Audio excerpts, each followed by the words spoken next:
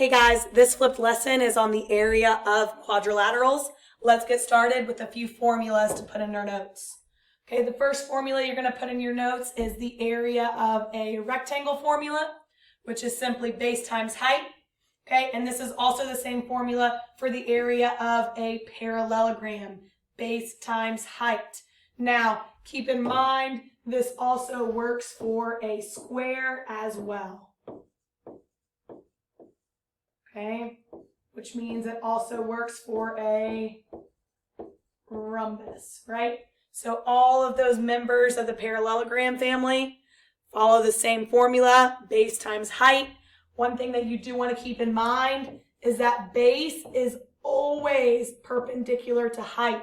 So whenever you're trying to identify the base and the height in a picture, look for that right angle box. Okay, notice base, height meet at a right angle here. Base and height meet at a right angle there. And the same thing for the area of the triangle. Base and height are going to meet at that right angle. Now, a triangle is going to be 1/2 the base times the height. Okay, or if you want to represent the formula as base times height divided by 2, okay, that works as well, either representation. So let's try a practice problem. We're going to find the area of parallelogram ABCD. Now, notice that there are 2 different right angles in this picture. So I'm going to show you 2 different methods for finding the area of this parallelogram.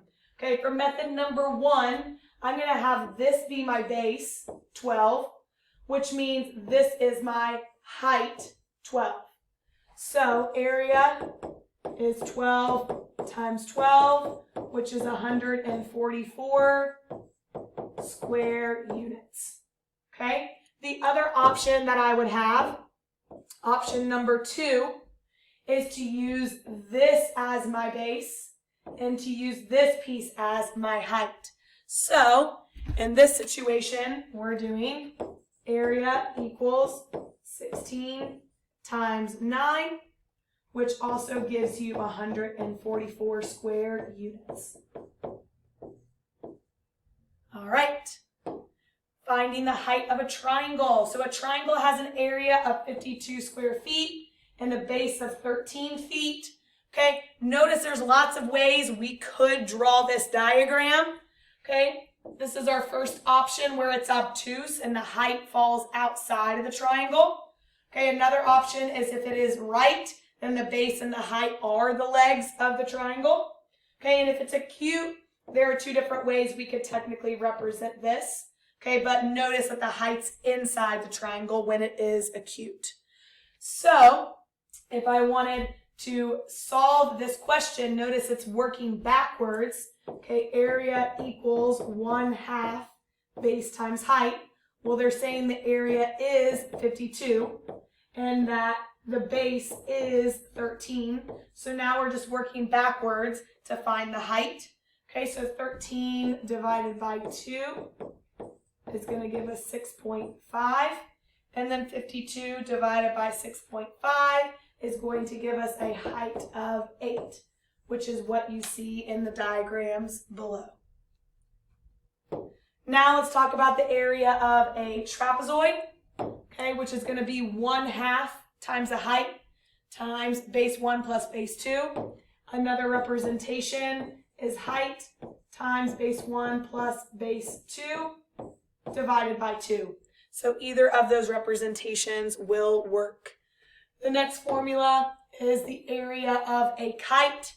Okay, D sub 1 and D sub 2 are standing for the diagonals. So it's 1/2 times diagonal 1 times diagonal 2. Another representation is diagonal 1 times diagonal 2 divided by 2.